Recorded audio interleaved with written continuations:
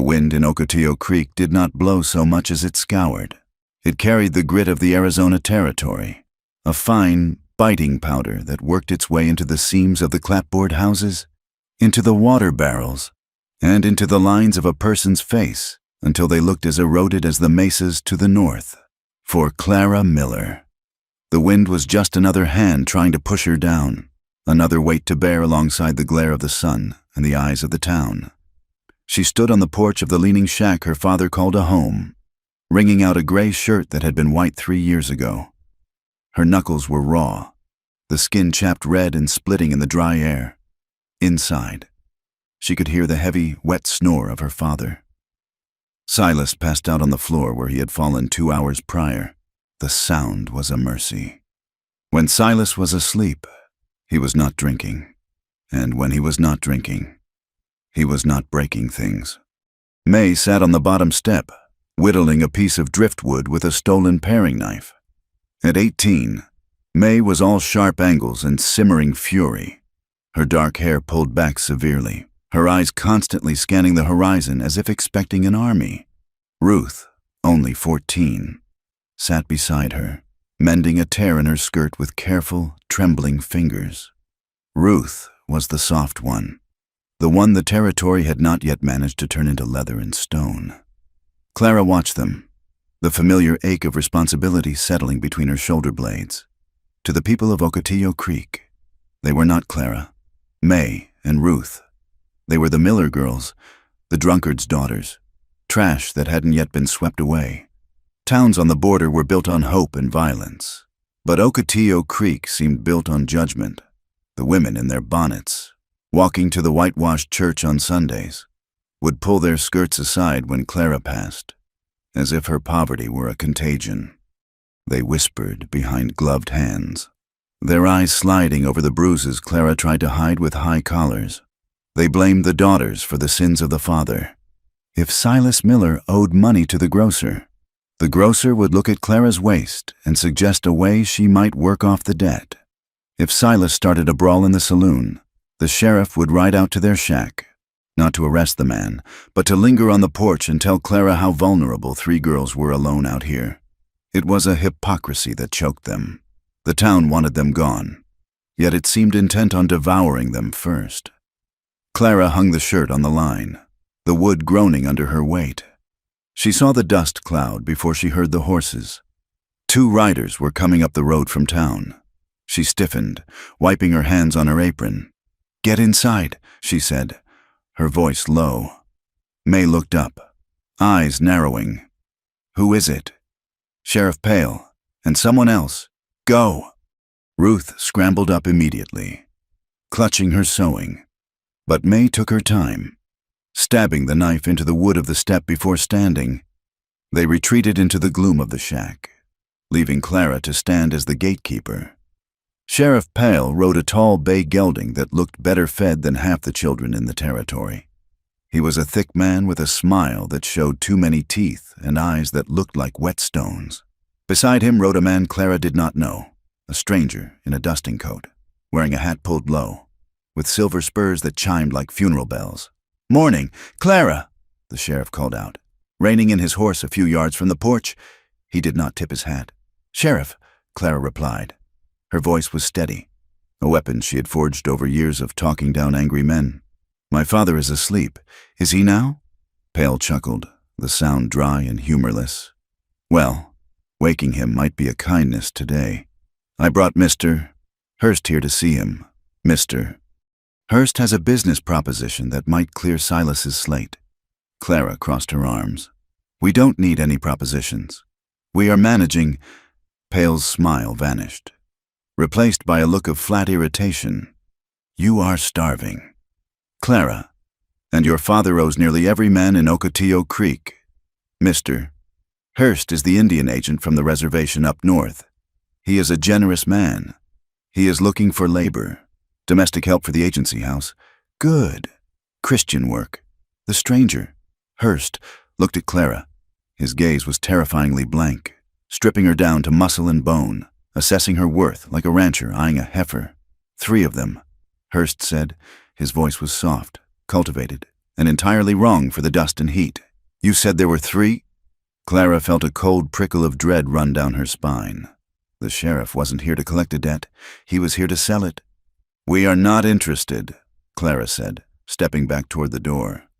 This isn't your choice to make, girl, Pyle said, his voice hardening. It is your father's debt. Wake him up, or I will come in there and wake him myself. Before Clara could answer, the door creaked open. Silas Miller stumbled out, blinking in the harsh light. He smelled of vomit and stale rye. His shirt unbuttoned, his face gray with a hangover. Who is it? Silas croaked, shielding his eyes. It is Salvation. Silas, the sheriff said, his jovial tone returning. Mister, Hurst is here to offer you a way out. $50 for the contracts. Clean slate. Silas blinked, his watery eyes trying to focus on the stranger. 50? For the girl's labor. Hurst said, 2 years. They will be fed and housed. You will have your $50, and your credit in town will be restored. Clara turned to her father, panic rising in her throat like bile. Pa, no, you cannot do this. You know what happens to girls who go to the agency. Silas looked at the $50 Hurst was already holding up, gold coins that glinted in the sun. He looked at Clara, then at the dark doorway where May and Ruth were hiding. He did not look at them with love. He looked at them with the resentment of a man who felt burdened by his own failures. It is just work, Clara, Silas muttered, reaching for the porch railing to steady himself. You girls eat more than you're worth. It is time you paid your way. Pa, please, Clara hissed, grabbing his arm. Her fingers dug into his sleeve. Look at that man. Look at his eyes. They are not taking us to scrub floors. Silas shoved her away, hard enough that she stumbled and hit her shoulder against the doorframe. Shut your mouth, he roared, the sudden rage of the drunkard flaring up. Do you think I want to live like this? Do you think I want to be hounded? You ungrateful bitch. I put a roof over your head, and you begrudge me a chance to breathe? He turned to the men on horses. I will take the money. Done, Hurst said, tossing the small, heavy bag. It landed in the dust at Silas's feet. We will send a wagon at sundown, the sheriff said, tipping his hat to Clara with a mockery of politeness. Have them ready. They turned their horses and rode away, leaving the dust to settle over Clara's shattered world. Silas fell to his knees, scrabbling for the coins, his hands shaking. Clara stood frozen. The heat of the day seemed to vanish, leaving her cold. She looked at her father, a man who had once held her on his shoulders, now groveling in the dirt for the price of his daughter's lives. She went inside. May was standing by the window. The knife gripped so tight her knuckles were white. Ruth was crying silently, her face buried in her hands. Pack, Clara said. Her voice was not her own. It was a stone dropping into a well. May turned. We are leaving. We are leaving. Now. They moved with the desperate efficiency of the hunted. They did not own much. Clara took the sturdy canvas sack and filled it with what food they had. A heel of stale bread, a jar of dried apples, a strip of cured beef. She took the water skins, filling them from the bucket. May grabbed the blanket from her bed and the heavy wool coat Clara had re-sewn 3 times. Ruth, Clara said, crouching in front of her sister. She took Ruth's face in her hands. I need you to be brave. Can you do that? We are going to play a game. We are going to be ghosts, quiet as ghosts. Ruth nodded, sniffing, and wiped her nose on her sleeve. Where are we going? Away, Clara said. She went to the loose floorboard under her cot and pried it up. There, wrapped in an oilcloth, were 4 silver dollars and a handful of copper cents. It was money she had skimmed from the grocery budget for 5 years, a penny at a time. It was supposed to be for a doctor, or a coffin. Now it was for freedom. They waited until the heavy silence of the afternoon nap settled over the house. Silas was still on the porch, counting his gold, muttering to himself. He had already cracked a new bottle. We go out the back, Clara whispered. They slipped through the rear window, dropping into the dry weeds of the yard. The desert stretched out behind the house, a vast ocean of scrub brush and prickly pear leading toward the broken spine of the mountains. They did not look back at the shack. They did not say goodbye to the life that had tried to crush them. They ran. They kept to the low ground, moving through the dry washes where the mesquite grew thick and thorny. The landscape was immediately hostile. The brush tore at their skirts and scratched their arms. The heat was a physical weight, pressing down on their heads. Every snap of a twig sounded like a gunshot. By late afternoon, they were miles from town, deep in the rocky foothills. Ruth was limping, her thin boots ill-suited for the jagged stones. May was seething, her energy frantic and angry, while Clara forced them to keep a steady, punishing pace. "We have to keep moving," Clara said, her throat dry. "The wagon comes at sundown. When they find us gone, they will come looking. They won't care." May spat, hacking at a branch with her knife. "Pa has his money. The sheriff took a cut of that money," Clara said grimly. "And that man, Hurst, he didn't pay $50 for housekeepers. They will care. They will come." Night fell like a hammer. The temperature plummeted, the desert trading its furnace heat for a bone-deep chill. They huddled in a shallow depression beneath an overhang of rock, sharing the wool coat. The silence of the wilderness was vast and terrifying. It was not empty silence. It was a listening silence. Coyotes yipped in the distance, a manic laughing sound that made Ruth shiver. They didn't sleep. They waited for the sun. And with it, the pursuit. It came sooner than Clara expected. Mid-morning found them struggling up a scree slope, trying to reach the higher mesas where horses would struggle. The sound of hoofbeats carried on the wind, echoing off the canyon walls. Clara shoved her sisters behind a cluster of boulders. "Down! Stay down!" She peered through a crack in the rocks. Below them, on the valley floor, 4 men were riding. She recognized the sheriff's bay. They were tracking, moving slowly, their heads down, reading the signs the sisters had inevitably left in the soft sand of the wash. "They are tracking us like deer," May whispered, her face pale. Clara watched as the sheriff stopped and pointed up the slope. He knew. "We have to move," Clara said. "Up, into the rocks." They scrambled upward, lungs burning. The terrain grew steeper, the rocks sharper. They found a narrow goat path that wound along the edge of a canyon, a sheer drop on one side and a wall of red stone on the other. As they rounded a bend, they stumbled upon a scene that stopped them cold. Hidden in a blind box canyon, away from the main trails, was a campsite. But it was not a cowboy camp. There was a heavy wagon with a canvas cover tied down tight. Near the remains of a fire lay a ledger book, forgotten or dropped.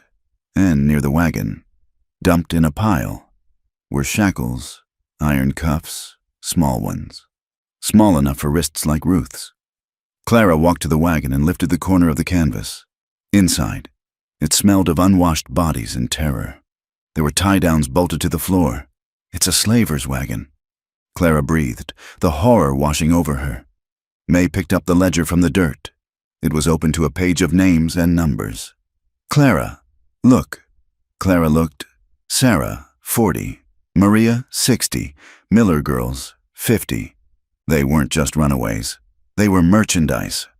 The sheriff wasn't just a corrupt lawman. He was part of a pipeline that moved girls across the territory, selling them to mines, to brothels, to places where people vanished. "He sold us," May said, her voice trembling with rage. "Pa sold us to this. We have to go." Ruth whimpered, pulling at Clara's sleeve. "Please, Clara." A rock clattered behind them. Clara spun around, standing at the mouth of the box canyon, blocking their only exit. Were 3 men. They were not the sheriff, but his deputies, hard-faced men with dust on their coats and rifles in their hands. "Well now," one of them grinned, stepping forward. "Look what we found. The sheriff said you were flighty." "Stay back," Clara warned, pushing Ruth behind her. She reached into her skirt pocket and gripped the handle of the dull paring knife. It felt laughably small. "Now, don't be difficult, darlin'," the deputy said, unholstering his revolver but not raising it. "We're just here to bring you back. Your pa is worried sick."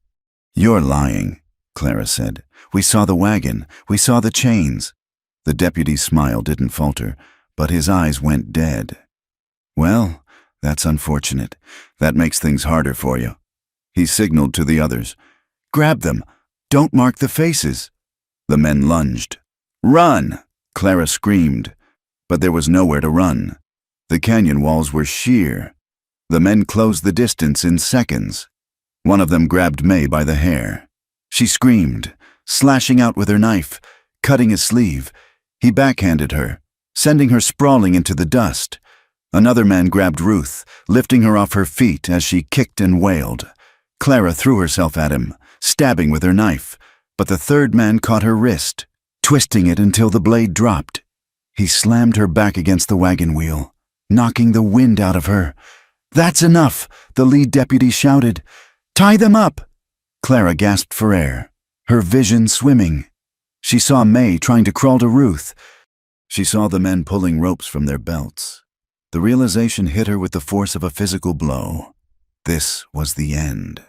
They would disappear into this wagon, and no one would ever look for them. Then, the air changed. It wasn't a sound, but a shift in pressure. A shadow detached itself from the high rim of the canyon wall above them. A figure dropped from the sky, landing in a crouch between the deputies and the sisters. He rose in a blur of motion. He was an Apache warrior, stripped to the waist, his chest painted with ash and clay. He moved not like a man, but like water rushing through a broken dam. The deputy holding Ruth shouted, raising his gun.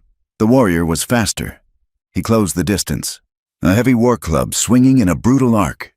There was a sickening crack of wood against bone, and the deputy crumpled, his gun flying into the dirt. The second man, the one who had hit May, fumbled for his holster. The warrior spun, a knife appearing in his hand as if summoned from the air. He didn't throw it, he drove it. He slammed into the man, the knife flashing, and then shoved him away. The deputy fell, clutching his shoulder, screaming. The leader, the one who had cornered Clara, fired a shot. The bullet kicked up dust at the warrior's feet. The Apache didn't flinch.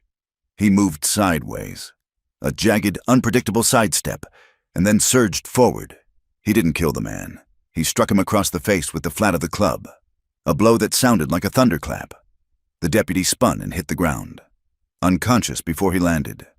Silence crashed back into the canyon. Louder than the gunshot, the warrior stood amidst the fallen men. He was breathing hard, his chest heaving, but his weapon was already lowered. He turned slowly to face the sisters. Clara pressed her back against the wagon wheel, pulling Ruth against her chest. May scrambled backward in the dirt until she hit Clara's leg. They stared at him, paralyzed. He was terrifying. His hair was black and coarse, held back by a strip of red cloth. His face was a map of sharp angles and old scars. He wore buckskin breeches that were stained and worn, and high moccasins that made no sound when he shifted his weight. He looked at them with eyes that were dark, intelligent, and utterly unreadable. He was Taza. Clara knew the name. Everyone in the territory knew the name. He was the ghost the soldiers couldn't catch, the renegade who refused the reservation. To the town, he was a monster who stole children and burned ranches. But looking at him now, Clara didn't see a monster. She saw a man who had just saved them from monsters. Taza looked at the deputies groaning in the dirt, then back at the girls. He sheathed his knife. His gaze lingered on Ruth, shaking in Clara's arms, then moved to May's bleeding lip, and finally settled on Clara's face. He spoke. His voice was rough, like gravel grinding together. They will wake up. Clara blinked. He spoke English. Not well, but he spoke it. Thank you, she whispered, the words tasting like ash. He didn't acknowledge the thanks. He gestured with his chin toward the open mouth of the canyon. You run, or you go back. We can't go back, May said, her voice shaking but fierce. They will sell us. Taza looked at the wagon, then at the shackles. His expression tightened, a flicker of disgust crossing his face. He spat on the ground near the deputies. Soldiers come, he said. They heard the shot. You stay here. You die. You go to town. You die. He turned and began to walk away, heading toward a narrow fissure in the canyon wall that Clara hadn't even seen. "Wait!" Clara called out. She surprised herself. She stood up, her legs trembling. "Wait, we don't know the way. We will die out there." Taza stopped. He looked back over his shoulder. He looked tired. It was a detail Clara hadn't expected. Beneath the war paint and the muscle, there was a profound exhaustion in the set of his shoulders. The leather of his gear was cracked and mended a dozen times. He was a man fighting a war that was already lost. "I do not take you," he said. "I am not a nurse. Please," Clara said. "Just away from them. Just until we are past the patrols. We won't slow you down." Taza looked at the three of them. He saw the city shoes, the heavy skirts, the terror. He saw trouble. But he also saw three women standing shoulder to shoulder against a wall of rock, refusing to break. He let out a short, sharp breath through his nose. "No screaming," he said. "If you scream, I leave you." "We won't scream," Clara promised. He nodded once, sharply. "Then walk." He slipped into the fissure. Clara grabbed the canvas sack. May helped Ruth to her feet. They stepped over the bodies of the men who had tried to own them, leaving the wagon and the ledger and the life they had known behind. They followed the Apache warrior into the jagged shadows of the deep desert, walking away from the false light of Ocotillo Creek and into the honest, brutal dark of the wild. Clara walked last, keeping her sisters between her and Taza. As the adrenaline faded, the reality of their situation set in. They were walking into the wilderness with a man her father had told her was a devil. She watched him move. He favored his left leg slightly. An old injury? He scanned the ridge lines constantly, his head moving with the rhythm of a hawk. He didn't look back to see if they were following. He knew they were. They had no other choice. The sun began to dip, painting the rocks in shades of blood and violet. Clara looked at the back of the warrior's head, at the black hair moving in the wind. She touched the bruise forming on her wrist where the deputy had grabbed her. She realized then that the stories were wrong. The town was the monster. The desert was just the desert. And Taza was just a man who knew how to survive it.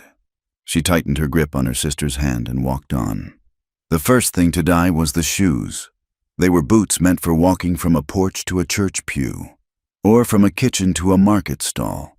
They were made of thin calf skin with button hooks and narrow heels, designed for the flat, beaten earth of Ocotillo Creek. They were not made for the Dragoon Mountains. 3 days into the flight, the soles of Ruth's boots had separated from the uppers, flapping like the tongues of dead dogs with every step. Clara had tied them together with strips of rag torn from her petticoat, but the rocks were merciless. The granite slopes shredded the fabric, and soon the leather gave way entirely. Ruth did not complain. That was the worst part. She simply walked, her face gray and slick with sweat, biting her lip until it bled. It was only when they stopped at midday, huddled in the shade of a twisted juniper, that Clara saw the blood soaking through Ruth's stockings. "Let me see," Clara said, kneeling in the grit. "No, it is fine," Ruth whispered, pulling her foot back. Clara took her ankle firmly. "Show me." She peeled away the ruined stocking. The skin of Ruth's heel was gone, replaced by a raw, weeping sore. The ball of her foot was a map of blisters, some broken and infected with the red dust of the high country. Clara felt a surge of nausea, followed instantly by a crushing weight of guilt. She looked up and saw Taza standing a few yards away. He was watching the horizon, his back to them, but Clara knew he heard everything. He seemed to hear the wind changing direction before it happened. He turned slowly, his eyes dropping to Ruth's foot. He did not look sympathetic. He looked calculating. "She cannot walk on that," Taza said. "She has to," May snapped. She was sitting against the tree trunk, sharpening a stick with a dull paring knife, her movements jerky with anger. "Unless you have a carriage tucked away in your pocket." Taza ignored May. He walked to a yucca plant, slicing a thick, fleshy leaf from the base with his knife. He stripped the fibers from it, then cut a piece of tough leather from the fringe of his own leggings. "Clean it with water," Taza ordered Clara. We have little water left, Clara said. Guarding the skin, clean it, or the rot takes the leg. Then she dies. The bluntness of it silenced them. Clara poured a precious cupful of water over Ruth's foot. Ruth gasped, tears leaking from her shut eyes, but she did not scream. Taza knelt beside them. His hands, large and scarred, moved with surprising delicacy. He crushed the yucca pulp and pressed it against the raw skin. A cool, wet poultice, and then bound the foot with the leather strip and the remains of the stocking. It will hold, he said, standing up. But we lose speed. May glared at him. We are going as fast as we can. Taza looked down at her. The men behind us do not care how fast you can go. They care only how fast they can catch you. We move now. May stood up, dusting off her skirt aggressively. Why should we listen to you? You walk us in circles. You take us over the worst rocks. You treat us like mules. Because mules understand when to be quiet, Taza said calmly. May opened her mouth to scream, but Clara stepped between them. Enough! May, stop it! He is helping us. Helping, May laughed, a brittle, hysterical sound. He is an Indian. Clara! Pa said they'd scalp us as soon as look at us. How do we know he isn't leading us to his own people to finish what the sheriff started? Because he hasn't done it yet, Clara said, her voice hard. And because without him, we would be in the back of that wagon. Now pick up your pack. They moved on. The landscape grew harsher as they climbed. The air thinned, making their lungs burn. The sun was a hammer by day, beating down on the jagged spine of the ridge. But as soon as the sun dipped below the peaks, the cold rushed in like a floodwater. It was a freezing, biting cold that settled in the marrow of their bones. Taza taught them the rules of the land, and the rules were absolute. Do not gulp, he told them when Clara tipped the water skin too high. Sip, the water must mix with your mouth before it goes to your stomach. If you gulp, you sweat. If you sweat, you die. He taught them how to step. Put your toe down first. Feel the ground, then the heel. If you step flat, you break sticks. Sound carries for miles in the canyons. He taught them to read the sky. See the clouds hooking at the end. Wind comes tomorrow. Big wind. We must be in the shelter of the canyon before it hits. Clara tried to absorb it all, her mind working furiously to categorize the information. She saw the logic in his movements. He was not cruel. She realized he was simply efficient. In Ocotillo Creek, kindness was a social currency, something you traded to be liked. Out here, kindness was keeping someone alive, but the fear was always there, not just of the desert, but of what lay behind them. On the fourth night, they made a dry camp in a shallow depression of rock. They dared not light a fire large enough for warmth, just a small, shielded flame of dry sage twigs to boil a handful of beans. They sat close to the meager heat, their shoulders touching. Why do they want us so bad? Ruth asked. Her voice was thin, childlike. It has been days. Surely Pa has spent the money by now. It isn't Pa, Clara said softly. Stirring the beans. It is the ledger. The book May found? Ruth asked. Clara nodded. We saw names, Ruth, scores of names. The sheriff. He isn't just looking for runaways. He's running a business. If we get away, if we tell anyone what we saw, they hang. May finished, her eyes dark in the firelight. The realization settled over them, heavier than the cold. This wasn't a chase anymore. It was an execution waiting to happen. They could not go back to Ocotillo Creek. They could not go back to any town where the law wore a badge paid for by men like Hearst. Taza was sitting just outside the circle of light, chewing on a strip of dried meat. He offered no comfort. He offered no lies. Sleep, he said. We walk before dawn. Clara wrapped herself in the shared blanket, sandwiched between her sisters. Exhaustion pulled at her, dragging her down, but her mind refused to shut off. Every snap of a twig, every rustle of dry grass sounded like boots. Sometime in the deepest part of the night, Clara woke. The cold had seeped through the blanket. May and Ruth were heavy lumps of sleep beside her. Clara sat up, rubbing her arms. The fire was dead, just a pile of white ash. The moon was high, painting the desert in silver and black. Taza was there. He sat on a boulder 10 feet away, wrapped in his blanket. facing the darkness of the valley below. He was perfectly still. He looked like he had been carved from the rock itself. Clara watched him for a long time. In town, men slept, even the hardest ranch hands. When the work was done, collapsed into heavy, snoring oblivion. But Taza did not slump. His head was high. He was listening. She realized then what his life was. To be Apache in this territory was to be hunted, every hour of every day. He did not rest because the world wanted to break him. She stood up, the blanket falling from her shoulders, and stepped quietly toward him. Taza did not turn, but he spoke low. "You should sleep. I am cold," Clara said. Taza shifted, making room on the flat rock, though he did not invite her. Clara sat near him, keeping a foot of distance between them. The heat radiating from his body was startling against the freezing air. "Do you ever close your eyes?" she asked. "One at a time," he said. Clara looked at his profile. The moonlight caught the sharp bridge of his nose, the heavy brow. "Why are you doing this?" she asked. "Why help us? You hate white people. I see it in your face when you look at the settlements. Hate is a waste of water." Taza said, "It makes you thirsty." That is not an answer. Taza turned to her then. His eyes were black pools, reflecting the moon. "I have a sister. She was taken 2 winters ago. Soldiers." Clara felt the breath catch in her throat. "Is she dead?" He said it without inflection, but the word landed like a stone.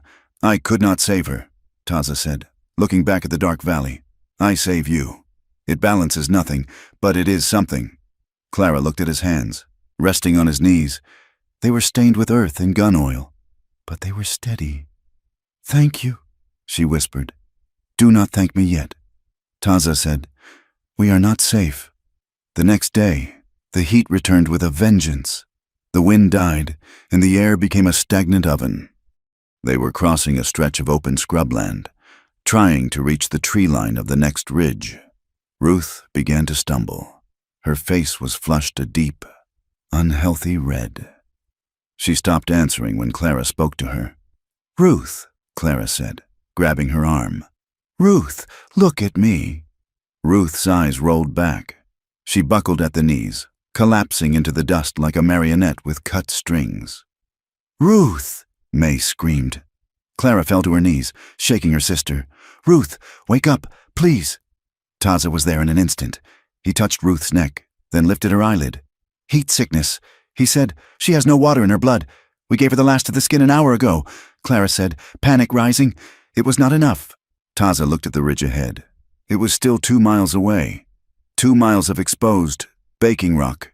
"She cannot walk," Taza said. "We can carry her," May said, trying to lift Ruth's shoulders. "Clara, take her feet." "We are too slow," Taza said. He pushed May aside, not roughly, but with authority. He slid his arms under Ruth's unconscious body and lifted her. She was small, but dead weight was heavy in the heat. Taza grunted, shifting her so she lay across his chest and shoulder. He looked at Clara. "You carry my pack and the rifle." Clara scrambled to obey, slinging his heavy leather pack over one shoulder and taking the Winchester. The metal of the gun barrel was hot enough to blister her hand. They moved. Taza's pace slowed, his breathing becoming a rhythmic rasp. Sweat soaked his shirt, turning the buckskin dark. Clara watched him, her heart hammering against her ribs. He was carrying her sister, risking his own survival, risking capture. Her pride, usually a fortress, crumbled. She hated that she was weak. She hated that she needed him. But as she watched the muscles in his back strain under the weight, the hate dissolved into something else, a fierce, terrifying gratitude. They made the tree line an hour later. Taza laid Ruth down in the shade of a pine. He collapsed beside her, leaning his head back against the bark, his chest heaving. Clara wet a rag with the dregs of the water and pressed it to Ruth's forehead. After a few minutes, Ruth groaned and opened her eyes. "I'm sorry," Ruth whispered, her voice a dry croak. "Quiet." Clara hushed her. "Just rest." Taza sat up, wiping sweat from his eyes. He reached for the rifle Clara had leaned against the tree. He checked the action, then looked out the way they had come. "Did we lose them?" May asked, her voice less sharp than usual. Taza shook his head. "No, the extra time. They are closer. We left deep tracks with the weight. They will read them like a book." He stood up, ignoring his own exhaustion. "We moved deeper, into the canyons. There is water there, and cover." As they pushed deeper into the mountains, the signs of the world changed. It wasn't just the wilderness anymore. It was a battlefield. They crossed a meadow where the grass had been burned black, the scorch marks wide and unnatural. Taza skirted the edge of it, his hand hovering near his knife. "Soldiers," he muttered. "They burn the feed so our horses starve." Later, they found a campsite. It was empty, but scattered on the ground were brass cartridge casings. Taza picked one up, turning it in his fingers. "Government issue," he said. "They are patrolling the passes." He looked at the sisters. "We are between the hammer and the anvil. The sheriff behind. The army ahead." "Why is the army here?" Clara asked. "Because we are here," Taza said. "They want to put us in the cages, the reservations, where the ground grows nothing and the water smells of sickness." He led them through a narrow defile, moving with extreme caution. Suddenly, he stopped, holding up a hand. "Down!" he hissed. They dropped into the sagebrush. Taza pointed toward a clearing below them, about 300 yards away. A small group of Apache were gathered there, maybe 10 of them. They were ragged, their clothes torn, their horses thin. They were standing around a pile of stones, a fresh cairn. There was no wailing, no loud cries, just a low, haunting song that drifted up on the wind. A woman stood by the stones, cutting her hair short with a knife. "What are they doing?" Ruth whispered. "Burial," Taza said softly. "Did the soldiers kill him?" May asked. "Maybe soldiers, maybe hunger, maybe the winter." Taza watched them, his face filled with a sorrow so deep it looked like physical pain. "Are they your family?" Clara asked. Taza watched the woman drop her hair onto the stones. "All our family now. There are so few of us left." The sisters watched in silence. They had been raised on stories of bloodthirsty savages, of monsters who killed for sport. But there was no monster in that clearing. There was only grief. It was a human sorrow, raw and recognizable. Clara thought of her own mother's funeral, the hollow ache in her chest. She looked at Taza. He wasn't watching the burial anymore. He was scanning the ridges above the mourners, checking for soldiers, guarding them from a distance, even though he could not join them. He turned to Clara, catching her stare. She didn't look away. For the first time, she let him see her.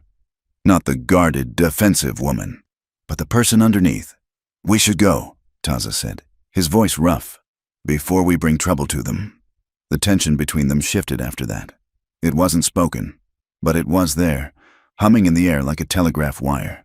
When they stopped to rest, Clara found herself watching his hands. She noticed the way he tied knots, the efficiency of his fingers. She noticed the way he stood, always balanced, always ready. It wasn't just gratitude anymore. It was an awareness of him as a man, and he watched her. She caught him looking when she adjusted her skirt or wiped sweat from her neck. He saw her resolve. He saw that she didn't weep when the thorns tore her skin. It was late afternoon when the second attack came. They were navigating a dry creek bed, the walls rising 10 feet on either side. It was a natural trap, and Taza had hesitated before entering, but they needed the cover. The shot cracked from the rim above, kicking up sand inches from May's foot. "Run!" Taza roared. He shoved Clara forward, spinning around to face the rim. 3 men appeared on the ridge, dusting coats, Winchesters, the traffickers. They had ridden hard to catch up. "There they are," one shouted. "Shoot the buck, take the girls." Taza raised his rifle and fired.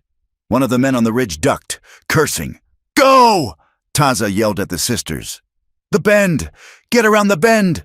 Clara grabbed Ruth and dragged her. May was sprinting ahead. More shots rang out. Bullets whined off the rocks, sending stone splinters flying. Taza didn't run. He stood his ground in the open creek bed, working the lever of his rifle. He was buying them seconds. He fired again, and a man on the ridge screamed and fell back, but there were too many angles. A shot hit Taza. Clara heard the impact, a wet thud. Taza jerked back, spinning halfway around, but he didn't fall. He dropped to one knee, fired one last covering shot that sent the remaining attackers scrambling for cover, and then pushed himself up. "Clara!" he yelled, his voice strained. Clara stopped. She looked back. Taza was stumbling toward them, one hand pressed to his side, blood seeping between his fingers. She didn't think. She ran back to him. "Clara! No!" May screamed from the bend. Clara reached Taza, grabbing his arm, pulling his weight onto her shoulder. He was heavy, burning with heat. "Move!" he gritted out. Together, they stumbled around the bend of the creek, out of the line of fire. They scrambled up a narrow game trail that led into a cluster of tumbled boulders, finding a shallow cave, little more than a hollow beneath a massive slab of sandstone. They collapsed inside, sliding to the back of the shadows. Outside, the men were shouting to each other, cautious, not wanting to walk into Taza's sights. "Check the ridge, get above them, inside the cave." The silence was heavy with breathing and the smell of copper. Taza leaned back against the stone, his face gray. His hand was clamped over his ribs on the left side. Blood was pooling on the sand floor. "Let me see," Clara said. Her hands were shaking, but her voice was commanded. "It is nothing." Taza winced, trying to push her away. "Don't lie to me," Clara said fiercely. "Move your hand." She pried his fingers away. The bullet had grazed the ribs, tearing a deep, jagged furrow through the muscle. It wasn't a gut shot, thank God, but it was bleeding heavily. "We need to stop the blood," Clara said. She looked at her skirt. It was already ruined. She gripped the hem of her petticoat and ripped a long, wide strip of white cotton. "May, hold the rifle," Clara ordered without looking back. "Watch the entrance." Clara knelt between Taza's legs, pressing the cloth against the wound. Taza hissed, his head tipping back against the rock, his teeth clenched. "I am sorry," Clara whispered. "This will hurt." She pressed harder. Taza's hand came up and gripped her shoulder, his fingers digging in tight. He didn't cry out. He just breathed, short, sharp breaths. Clara looked at his face. His eyes were squeezed shut, sweat beading on his forehead. She was so close to him she could smell the sage smoke in his hair, the salt of his skin, and the iron scent of his blood. He had stood. He could have run into the rocks and vanished. He was a ghost. He could have left them to be taken. But he stood. "Why?" she whispered, her voice trembling. "Why did you stay?" Taza opened his eyes. They were dark and glazed with pain, but focused on her. "Because you," he gritted his teeth, "fighting a wave of pain because you are not merchandise." Clara felt a crack in the center of her chest, a breaking of the dam she had built to keep the world out.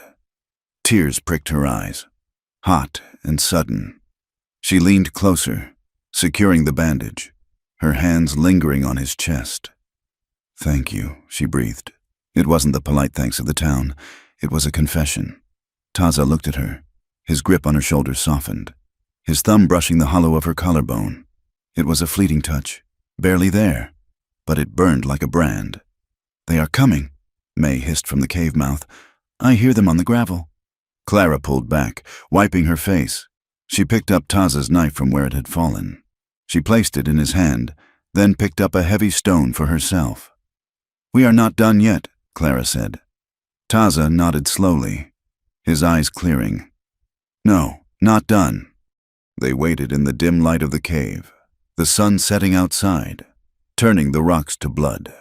The hunters were closing in. The cold was returning, and Taza's blood was on Clara's hands. But as she sat beside him, shoulder to shoulder against the stone, Clara knew one thing with absolute certainty. She would not let them take him. Not now, not ever. The wind coming off the high mesas had teeth now. It was no longer just the dry rasp of the desert. It carried the metallic taste of coming snow. They had been moving for 8 days since the cave. pushing north and east toward the jagged spine of the mountains where the territory folded in on itself, a place where the law became a suggestion rather than a rule. Taza was slowing down. Clara watched him from a few paces back. He still walked with that fluid, silent grace, but there was a hitch in his stride on the left side, a subtle hesitation before he put weight on his hip. The bandage she had wrapped around his ribs was stiff with dried blood and sweat, and though he never made a sound, the gray pallor of his skin under the desert dust told her the wound was hot. "We need supplies," Clara said, her voice cracking from dehydration. She moved up to walk beside him. "You need fresh cloth, salve. We are out of beans." Taza didn't look at her. He kept his eyes on the ridge line. "There is a place, San Rafael. It is not a town. It is a scab on the land. Traders, drifters, men who do not want to be found. Is it safe?" Ruth asked from behind. Her voice had changed in the last week. The whine was gone, replaced by a flat, hollow tone that unsettled Clara. "Nowhere is safe," Taza said. "But the army does not go there often. The people there, they do not like uniforms." They reached the outskirts of San Rafael at dusk. It was a miserable collection of adobe structures and canvas tents clustered around a muddy watering hole. The air smelled of wood smoke, unwashed bodies, and the copper tang of butchered meat. "We cannot walk in together," Taza said, pulling them into the shadow of a mesquite thicket. "If they see an Apache with 3 white women, they will shoot first and ask nothing." "I will go," Clara said. "No," May cut in. She dropped her pack, her face smeared with dirt, her eyes bright with a feverish intensity. "You are too soft. Clara, you will try to be polite. I will go. I can steal what we need." "You will not steal," Clara said sharply, grabbing May's wrist. "We are not thieves. If you get caught, we are all dead.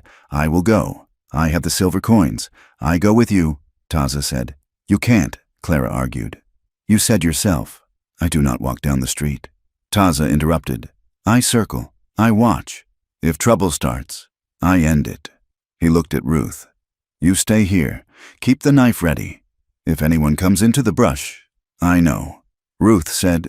She pulled the dull paring knife from her sash. She didn't hold it like a girl peeling apples anymore. She held it point out, thumb along the spine, just as Taza had shown her. "I aim for the neck."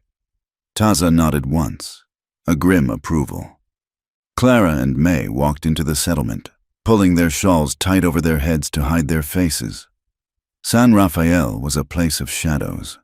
Men sat on crates, drinking from tin cups, their eyes following the sisters with predatory laziness. A dog with 3 legs limped across the mud. They found a mercantile store, a low building with a leaning porch. The sign above the door was faded to illegibility. Inside, the air was thick with dust and the smell of tobacco. The shelves were sparsely stocked, sacks of cornmeal, tins of coffee, bolts of rough calico. Behind the counter stood a man who looked as weathered as the building. He was older, with skin the color of cured tobacco and a thick gray mustache. He was cleaning a lamp chimney with a rag. He looked up as they entered. His eyes were dark and sharp, but they didn't hold the leering hunger Clara was used to seeing in Ocotillo Creek. They held a weary recognition. "We need cornmeal," Clara said, keeping her head down, "and cloth, clean cotton, and carbolic salve. If you have it." The man watched them for a long moment. He put the lamp chimney down. "You are the Miller girls." He said. It wasn't a question. Clara froze. May's hand went to her pocket, where she had hidden a jagged rock. The man raised his hands slowly, palms open. "I am not the law. My name is Elias Thorne. How do you know us?" Clara asked, her heart hammering. Elias reached under the counter. Clara flinched, expecting a shotgun, but he pulled out a piece of paper. He slid it across the wood. It was a wanted poster. The ink was fresh, wanted for murder and theft. The Miller sisters, and the renegade Apache known as Taza. $500 reward. 500, May breathed, looking at the number. "Pa never saw $500 in his life." "They say you killed 2 deputies, Elias said, watching them closely. "They say the Indian butchered them and kidnapped you. That is the story the sheriff is telling." It is a lie. May spat. The sheriff sold us. He sold us to a slaver. Taza saved us. Elias nodded slowly. I believe you. Clara looked at him, confused. Why? Why would you believe us? Because Sheriff Pyle has been selling girls out of this territory for 5 years, Elias said. His voice was low, vibrating with a suppressed anger. 2 years ago, my niece went to work in Ocotillo Creek. She never came back. Pyle said she ran off with a cowboy. He looked at the poster, then tore it in half. I have the salve, Elias said. And I have dried beef. Better than cornmeal for the road. He moved around the counter, gathering supplies. He didn't ask for the silver. He packed a burlap sack with efficiency. Coffee, sugar, a small bottle of whiskey for the wound, and a box of cartridges. Take this, he said, shoving the sack across the counter. We can pay, Clara said, reaching for her coins. Keep your silver, Elias said. You will need it. But listen to me. There is a man here tonight, a courier. He rides for the Indian agent, Hearst. He is drinking at the cantina now. He has a saddlebag full of papers. May looked up sharply. Papers? Elias leaned in. Hearst runs the contracts. If you want to stop running, you need to know where the road ends. The courier leaves at dawn. The door opened, and a group of miners stumbled in, loud and drunk. Clara grabbed the sack. Go out the back, Elias whispered. God go with you. They slipped out the rear door into the alley. The cold air hit them like a slap. We have to find Taza, Clara said, clutching the sack. No, May said. She was looking toward the cantina, where yellow light spilled onto the mud. Elias said the courier is there. May, no, it is too dangerous. We are already dead. Clara, May hissed. Look at the poster. They are hanging us for murder. We need proof. If we have Hearst's papers, we can go to the marshal in Tucson. We can prove Pal is a liar. Before Clara could stop her, May darted into the shadows, moving toward the hitching rail outside the cantina. May, Clara whispered, but her sister was gone. Clara stood in the alley, torn. She couldn't leave May, but she couldn't leave Ruth alone in the desert either. A hand clamped over her mouth. She gasped, trashing, but the grip was iron. She was pulled back into the darkness of a stable overhang. Quiet. Taza's voice rumbled in her ear. Clara slumped against him, the adrenaline draining out of her. You scared me. You were standing in the light, Taza said. He released her, but he didn't step away. He was leaning heavily against a support post. I saw May. She is hunting. She is foolish, Clara said. She is going after a courier's bags. She is angry, Taza corrected. Anger makes you brave before it makes you smart. They waited in the shadows. The sounds of the cantina drifted over. Shouting, a tinny piano, the crash of glass. Minutes stretched into an hour. Clara could feel the heat radiating from Taza's body, feverish and intense. Finally, a figure sprinted from the gloom. May slid into the alley, breathing hard. A leather satchel clutched to her chest. I got it, she gasped, her eyes wide with triumph and terror. He was drunk. He didn't even see me. Go, Taza said. Now. They made it back to the mesquite thicket without being seen. Ruth was waiting, crouched exactly where they had left her, the knife in her hand. She didn't look relieved to see them. She just looked at their hands to see if they had food. We have to move, Taza said. We can't hide tonight. They climbed until their lungs burned, putting miles of vertical rock between them and the settlement. They found shelter in a wind-scoured depression near the snow line. It was bitterly cold, but safe from prying eyes. Clara opened the sack Elias had given them. She handed out strips of dried beef and opened the whiskey. Taza, she said, the shirt. He hesitated, then nodded. He sat on a flat stone and unbuttoned his shirt. The fabric was stuck to the wound. Clara poured a little whiskey on the cloth to loosen it. Taza hissed, his stomach muscles seizing, but he stayed still. She peeled the fabric back. The wound was angry, the edges red and swollen. May sat by the small fire they had shielded with rocks, tearing into the courier's satchel. Ruth watched her, chewing on the beef with mechanical rhythm. Look at this, May whispered. She held up a ledger. It was identical to the one they had seen in the slaver's wagon. It lists everything, May said, her voice trembling. Dates, prices, drop-off points. Payment to Sheriff Pale, $200. Payment to Sergeant Miller, $100. Sergeant Miller? Ruth asked.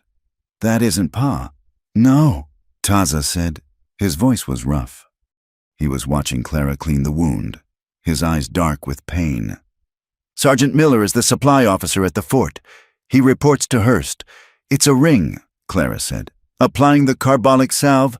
It isn't just the town. It's the army. It's the agency. She wrapped the clean cotton around Taza's chest, pulling it tight. His skin was hot under her fingers. The physical intimacy of it, the act of touching him, of caring for the body that was standing between her and death, felt suddenly overwhelming. She tied the knot and sat back. Taza caught her hand. His grip was calloused and warm. He looked at the bandage, then up at her face. You have good hands, he said. Clara felt a flush rise in her cheeks that had nothing to do with the cold. I learned to stitch mending trousers. This is not trousers, Taza said softly. He didn't let go of her hand. The silence between them deepened, charged with everything they hadn't said for days. The fear, the exhaustion, the strange, terrifying bond that had formed in the crucible of their flight. Clara looked at his mouth. It was a stern mouth, unused to smiling, but there was a softness there now. She felt a pull, a magnetic gravity dragging her toward him. She wanted to lean in.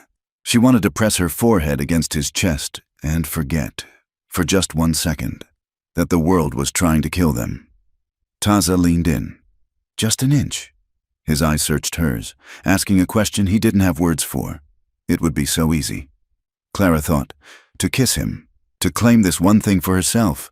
But then the image of the wanted poster flashed in her mind, the Miller sisters and the renegade Apache. She pulled her hand away, scrambling backward. I can't, she whispered. Taza didn't move. He didn't look angry. He looked resigned.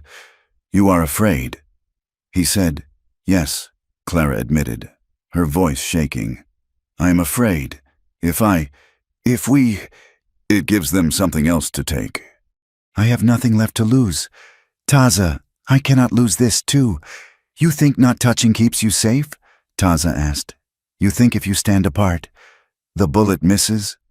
I think if I stand apart, I can think, Clara said, and I need to think. She stood up and walked to the edge of the camp, staring out at the dark abyss of the canyon.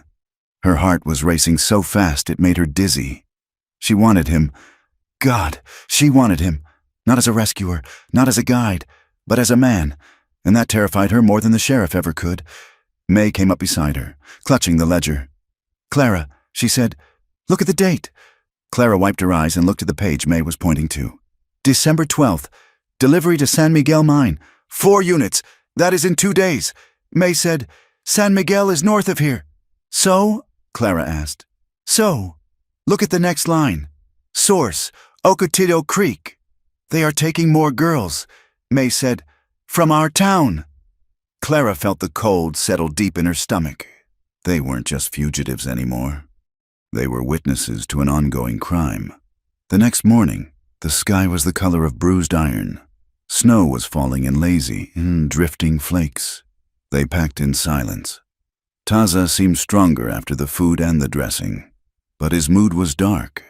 He led them along a narrow goat path, higher into the peaks. They stopped at midday to rest. Taza climbed a pinnacle of rock to scout the back trail. When he came down, his face was grim. Smoke, he said, 5 miles back. A big fire.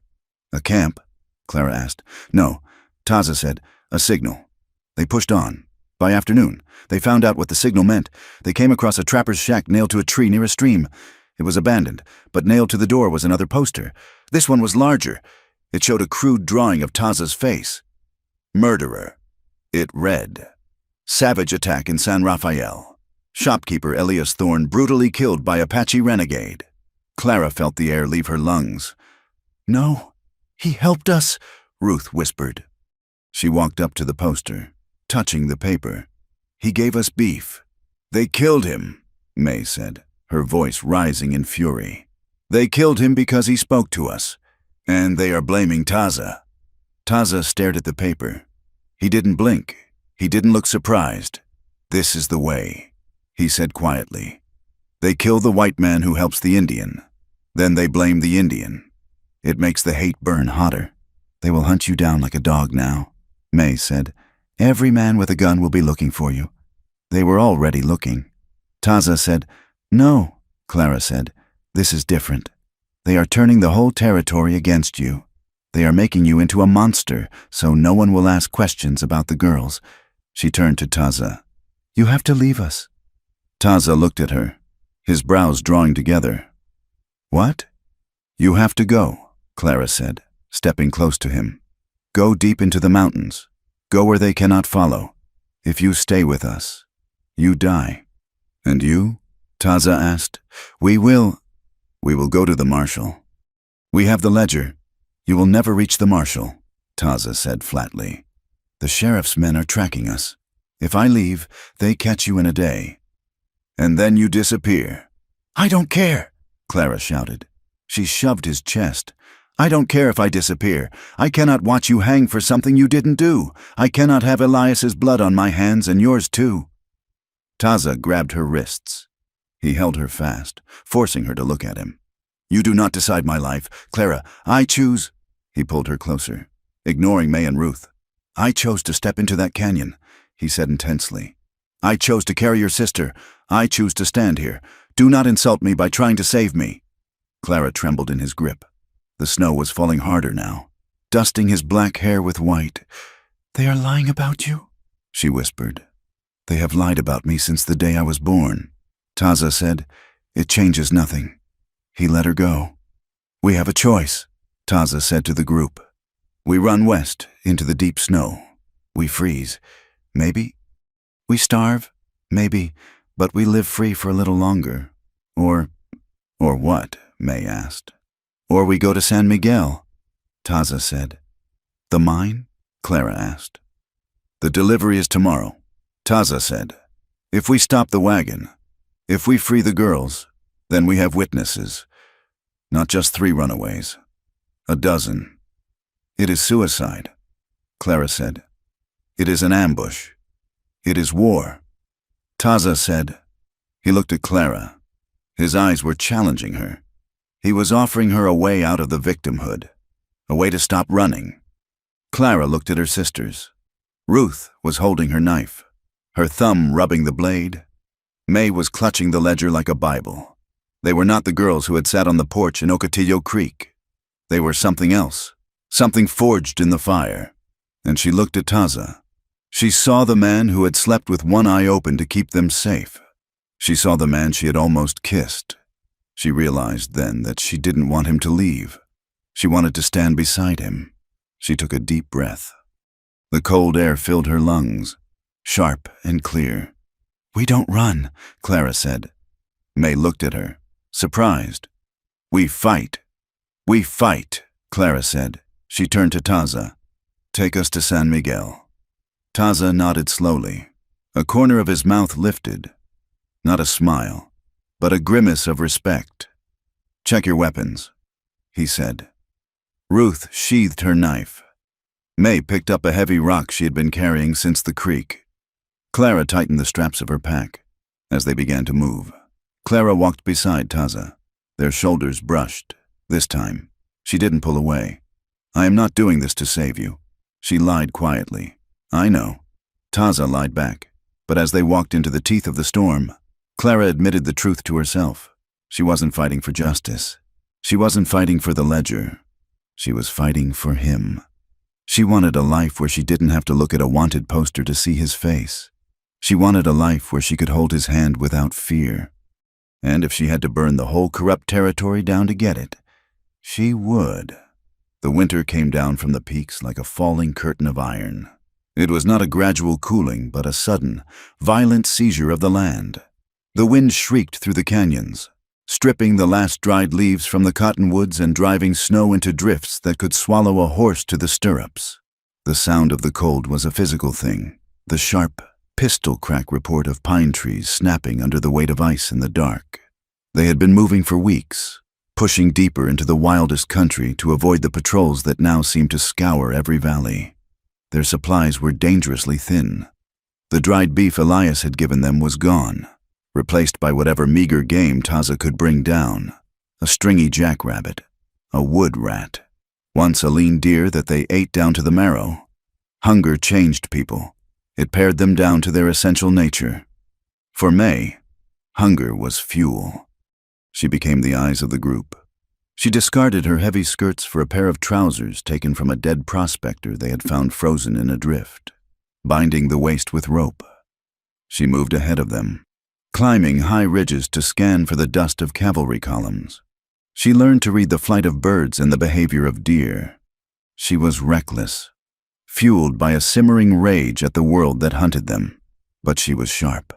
Ruth, the sister who had once cried over a blister, found a core of quiet iron. She became the keeper of their endurance when the fire would not light. It was Ruth who sheltered the spark with her body for an hour until the damp wood caught, when Taza's wound wept in the cold. It was Ruth who boiled the water and washed the linen, her hands red and chapped but steady. She did not speak much, but she did not stop, and Clara became the spine. She held the group together with a sheer force of will. She calculated the miles, rationed the food to the ounce, and made the hard decisions that Taza, in his solitary nature, sometimes overlooked. She navigated the tempers that flared when the wind howled and stomachs rumbled. "Stop looking at me like that," May snapped one evening, throwing a stick into the paltry fire. "I am looking at the wood," Clara said calmly, not looking up from the mending she was doing by firelight. "We need to conserve it." "You look at me like I am a child," May said, her voice thin with exhaustion. "I found the water today.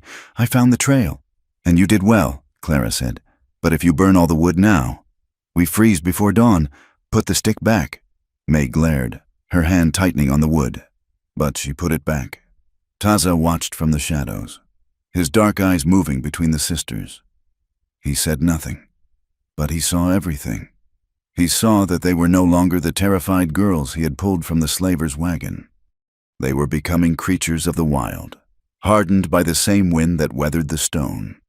"We are not alone here," Taza said suddenly, breaking the silence. Clara looked up. "What?" Taza nodded toward the dark tree line to the north. "There are scouts watching us. Soldiers," Ruth whispered, reaching for her knife. "No," Taza said. "My people. The camp was not a place of war drums and glory. It was a place of hiding." Taza led them into a deep, narrow canyon where the smoke from fires could disperse through a network of fissures before reaching the sky. There were perhaps 30 people. Taza had called them a camp, but to Clara, it looked like the remnants of a shipwreck. There were old men with faces like dried leather, women with eyes that held too much memory, and children who did not play but sat quietly, wrapping themselves in tattered blankets. When Taza rode in, leading the sisters, the silence was absolute. Heads turned, eyes narrowed. The hostility was a physical wave, colder than the wind. Taza dismounted and spoke to a tall, elderly man who stood near the largest fire. They spoke in the Apache tongue, the words flowing like water over rocks, sharp, guttural, rhythmic. Clara did not need to understand the language to understand the tone. The old man gestured angrily at the sisters. He pointed to the sky, to the south, miming the blue coats of the soldiers. He spat on the ground. Taza stood his ground, his voice low and firm. He gestured to Clara, May, and Ruth. He made a sign of cutting, a sign of sharing food. Finally, the old man turned his back and walked away. "We can stay," Taza said, turning to them, "but only for 2 days. They are afraid. They hate us," May muttered, looking at a woman who was glaring at her with open loathing. "They fear you," Taza corrected. "To them, you are death. You are the white world coming to eat them. Every white face they see brings soldiers." Clara straightened her spine. She stepped forward, past Taza, and looked the glaring woman in the eye. She did not lower her head. She did not apologize for existing. "We are hungry," Clara said clearly. We are cold, and we are hunted by the same men who hunt you." The woman did not understand the English, but she understood the defiance. She looked at Clara's hands, scarred and dirty.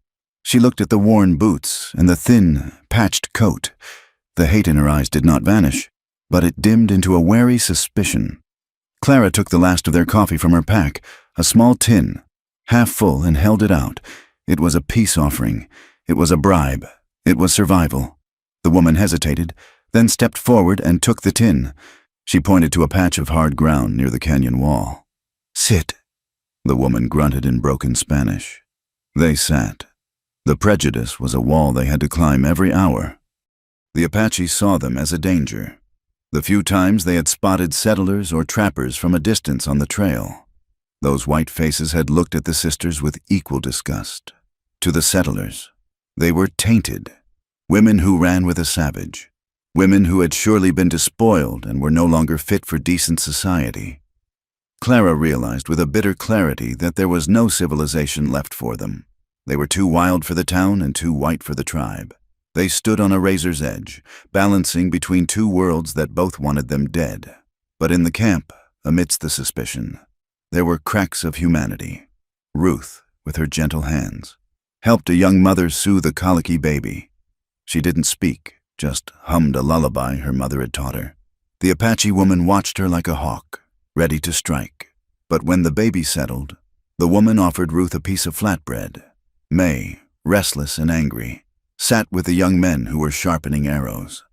She pulled out her own knife. The blade honed to a razor edge and began to work on a piece of ash wood.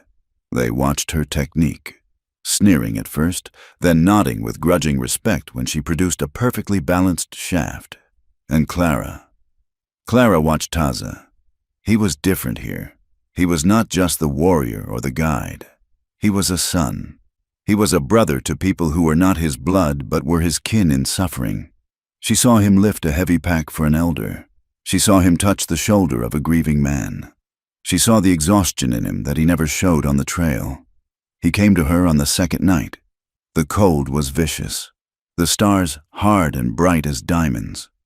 Clara was gathering firewood at the edge of the camp, her breath pluming in the air. "You work too hard," Taza said, appearing silently beside her. "If I do not work, I freeze," Clara said, breaking a branch over her knee. "And if I do not work, your people will throw us out." "They will not throw you out," Taza said. "I would not let them?" Clara looked at him. The moonlight cast deep shadows across his face, highlighting the harsh angles of his cheekbones. "You risk everything for us," she said. "Why? You could be safe here. You could disappear with them." "Safe?" Taza let out a short, humorless laugh. "There is no safe. There is only alive or dead. These people, they are running to the end of the world. I am just walking with them for a while." Clara dropped the wood. She wrapped her arms around herself, shivering not just from the cold. "My father," she began, the words tumbling out before she could check them. "He didn't just sell us. He hated us." Taza waited. He did not interrupt. He stood like a tree, offering shelter just by being there. "He hated us because we were the only things he couldn't drink." Clara whispered, "He used to look at me, not like a father, like I was a debt he had to pay. And the town, the sheriff, the grocer. They knew, they all knew, they saw the bruises. They saw the hunger." She looked up at Taza, her eyes burning. "I learned to be dead. Taza, I learned to shut off the parts of me that felt pain. I learned to be polite while they stared at me like I was meat. I survived by being nothing." She took a step closer to him. "But out here, with you, I cannot be nothing. You make me feel everything, and it terrifies me." Taza looked at her. He didn't offer empty comforts. He didn't tell her it would be all right. He reached out and took her face in his hands. His palms were rough, warm, and incredibly gentle. "You are not nothing," he said. His voice was a low rumble in the quiet night. "You are the storm. You are the rock. You are the woman who walked into the winter when others would have laid down and died." He brushed his thumb over her cheekbone. "Do not hide from me. Clara, I see you." The touch broke her. The dam she had built for years, the walls of calculation and cold reserve, shattered. She let out a sob that was half-gasp, leaning her face into his hands. She reached up and gripped his wrists. She didn't pull him closer, and she didn't push him away. She just held on, anchoring herself to him. "I don't know how to do this," she whispered. "I don't know how to be safe." "Then we learn," Taza said. He led her back not to the main fire, but to a small shelter he had constructed of bent saplings and hides near the canyon wall. It was small, intimate, removed from the prying eyes of the camp. Inside, it was dark and smelled of pine boughs and leather. They sat on the furs, the space so small their knees touched. The cold outside was a living thing, prowling the perimeter, but inside there was heat. Taza unbuckled his gun belt and set it aside. Clara unpinned her hair, letting it fall around her shoulders. It was an act of vulnerability that felt louder than a scream. They lay down together under the heavy buffalo robe. They did not undress. The clothes were armor they couldn't quite shed yet, but they lay close, body against body, seeking warmth. Clara felt the solid thrum of his heart against her back. She felt the rise and fall of his chest. Taza's arm came over her, pulling her tight against him. His hand rested on her stomach, flat and heavy and protective. He buried his face in the crook of her neck, breathing in the scent of her skin.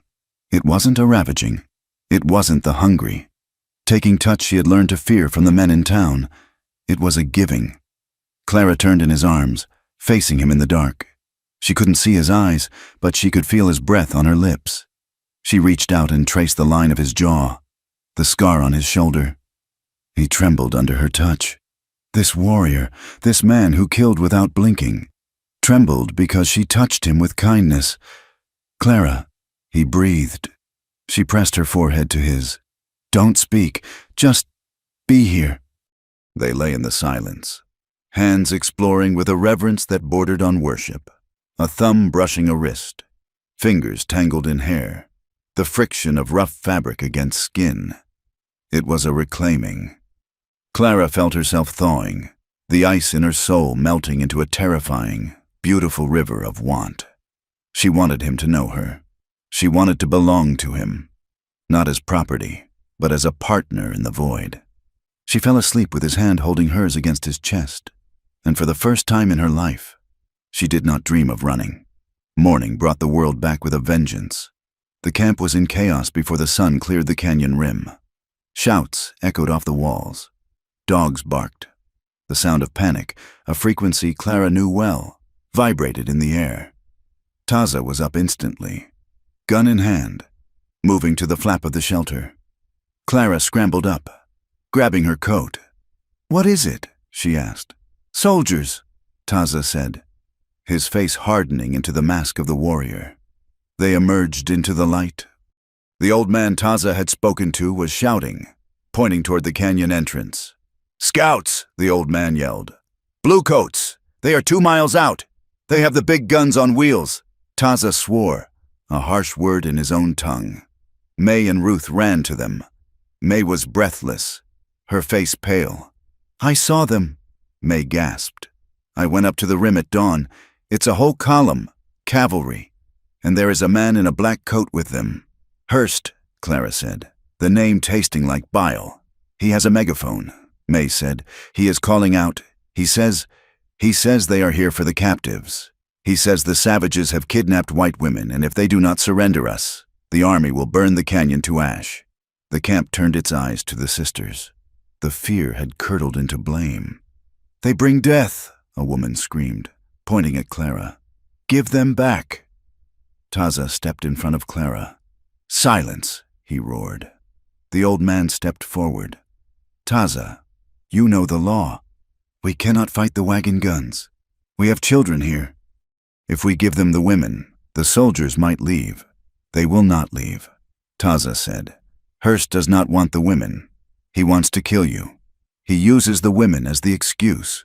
If you give them up, he will slaughter you anyway to hide his crimes." The old man hesitated. The logic was sound, but the fear was stronger. "We must run," Taza said. "Scatter. Up the goat trails. The horses cannot follow there. I will draw them off, May said suddenly. No, Clara shouted. May, you will not. I can do it, May said, her eyes wild with adrenaline. I know the lower trails. If I show myself, if I run toward the south ridge, they will follow me. It will buy the camp time to move north. It is suicide, Taza said. It is survival, May argued. She didn't wait for permission. She turned and sprinted toward the horses. May! Clara screamed, lunging forward, but Taza caught her arm. Wait, he said. Look! May had vaulted onto Taza's horse.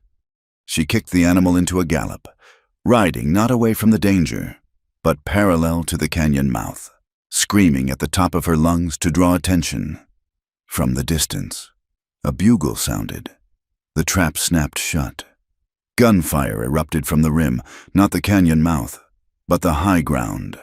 The soldiers had flanked them. May's horse screamed and went down. May was thrown, rolling in the dust.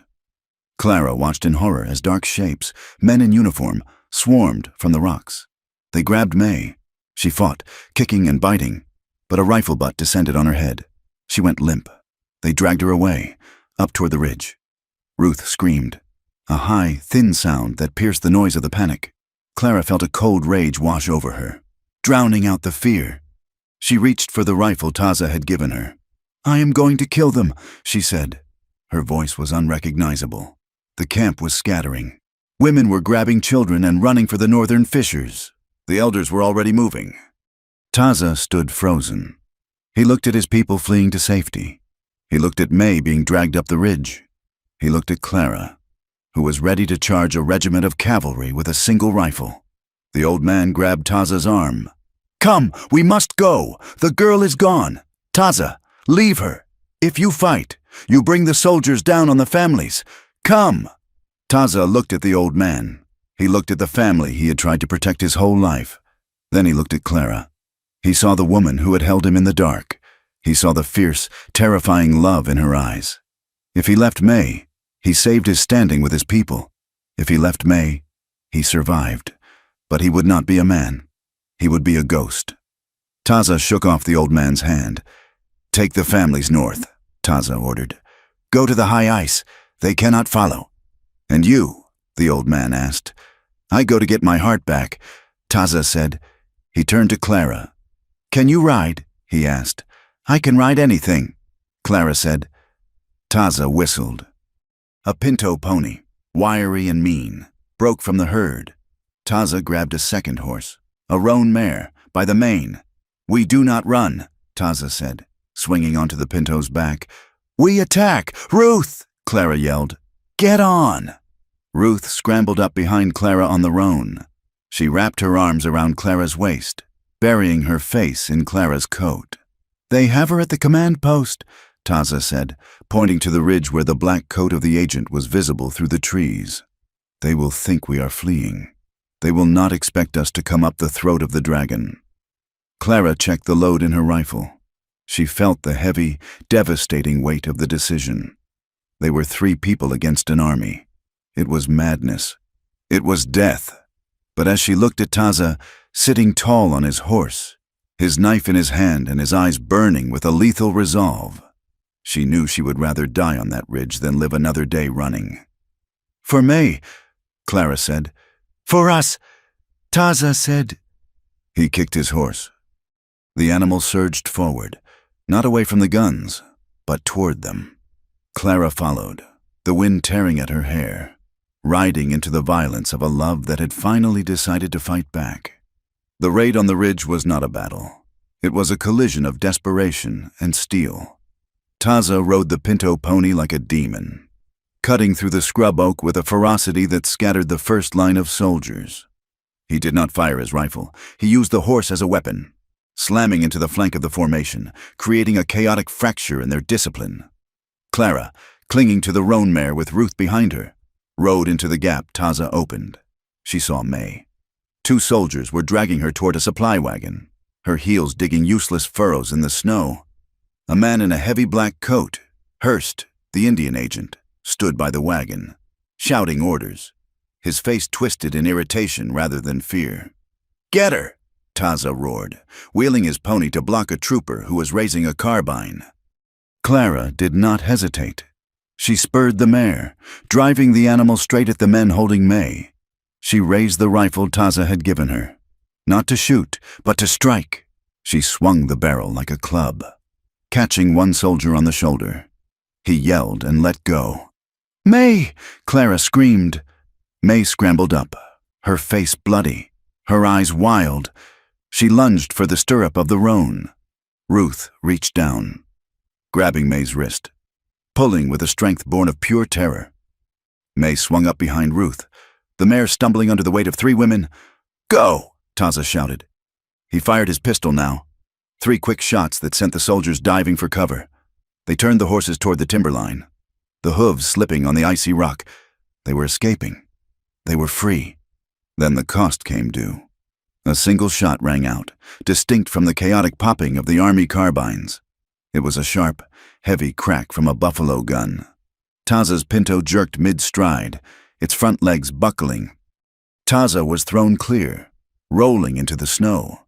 He was up in an instant, but the horse lay thrashing, a spray of bright arterial blood painting the white ground. The pinto was not just a mount, it carried their last water skins, their ammunition, and the heavier blankets. "Taza!" Clara screamed, hauling on the reins of the roan. Taza sprinted toward them, bullets kicking up snow at his heels. He vaulted onto the back of the roan, behind May. The mare groaned, her sides heaving, but she did not quit. She carried 4 people into the dense tree cover, away from the ridge, away from the death that snapped at their heels. They rode until the mare could not take another step. They collapsed in a ravine miles from the ambush site, the silence of the winter forest heavy and suffocating. They were alive, but they had nothing. No food, no blankets, no water. Just the clothes on their backs, the ledger May had kept stuffed in her shirt, and one exhausted horse that stood with its head hanging low, steam rising from its coat. Taza walked a few paces away and leaned against a pine tree. He looked back toward the ridge. His face was a mask of grief. "We lost the supplies," Clara said, her voice hollow. "We lost more," Taza said. He looked at his hands. The pinto had been a gift from the old man who led the band. By losing the horse, by drawing the soldiers, Taza had severed the last tie to his people. He had brought fire to the canyon to save the sisters. He was truly alone now.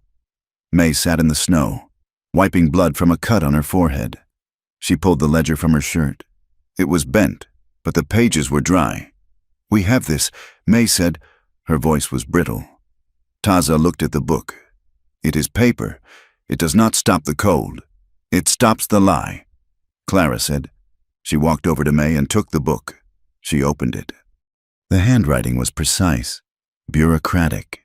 It detailed the sale of human beings as if they were sacks of grain. It listed the sheriff. It listed Hearst. It listed the bribes paid to a judge in San Miguel. "San Miguel," Clara said, reading the name. "It is a mining town, 2 days' ride east. It is a nest of snakes," Taza said. "Hearst has friends there. The sheriff goes there to drink." "Good," Clara said. She looked up, and for the first time her eyes held no panic, only a cold, crystalline resolve. "If they are there, then we go there." Taza stared at her. "Clara, we have no ammunition. We have no food. If we go to San Miguel, they will hang us before we cross the street. They will try," Clara said. She closed the ledger with a snap. "But I am done running, Taza. I am done hiding in caves and freezing while men like Hearst sleep in featherbeds. We are going to San Miguel, and we are going to burn their world down with the truth." The journey to San Miguel was a blur of misery. They walked to spare the horse, taking turns riding only when their legs refused to move. They ate snow to quench their thirst.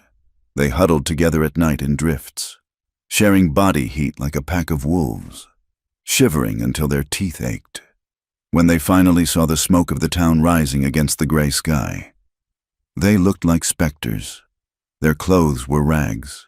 Their faces were gaunt, eyes sunken and dark. "We cannot walk in like this," Ruth whispered. "They will shoot us on sight." Taza stopped. He looked at the town, then at Clara. "I stay here," he said. Clara spun around. "What?" I am the target, Taza said. The posters say I am the killer. If I walk in with you, the panic starts. Men will shoot. You take the book. You find the federal marshal. I will wait in the rocks. No, Clara said. Taza's jaw tightened. Clara, use your head. A white woman with a book is a witness. A white woman with an Apache is a traitor.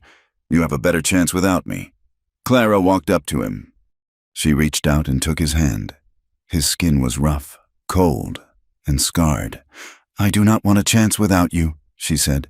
She squeezed his hand. Hard. They said you kidnapped us. They said you are a savage who butchered a shopkeeper. If you stay in the rocks, you prove them right. You prove that you are something that belongs in the dark. She stepped closer, invading his space, ignoring May and Ruth, who watched with wide eyes.